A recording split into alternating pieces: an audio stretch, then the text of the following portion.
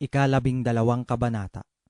Tumulong ka, Panginoon, sapagkat ang banal na tao ay nalilipol, sapagkat nagkukulang ng tapat sa gitna ng mga anak ng mga tao. Sila'y nangagsasalitaan bawat isa ng kabulaanan sa kani-kanyang kapwa, na may mapanuyang labi at may giring pulang puso na nangagsasalita. Ihihiwalay ng Panginoon ang lahat ng mapanuyang labi, ang dila na nagsasalita ng mga dakilang bagay, na nagsipagsabi, sa pamamagitan ng aming dila ay magsisipanaig kami.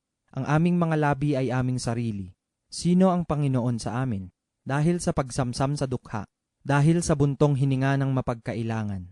Titindig nga ako, sabi ng Panginoon. Ilalagay ko siya sa kaligtasang kanyang pinagmimithian. Ang mga salita ng Panginoon ay mga dalisay na salita, na gaya ng pilak na sinubok sa hurno sa lupa, na makapitong dinalisay. Iyong iingatan sila, O Panginoon, iyong pakaingatan sila mula sa lahing ito, magpakailanman. Ang masama ay naggala sa at saan man, pagka ang kapariwaraan ay natataas sa gitna ng mga anak ng mga tao.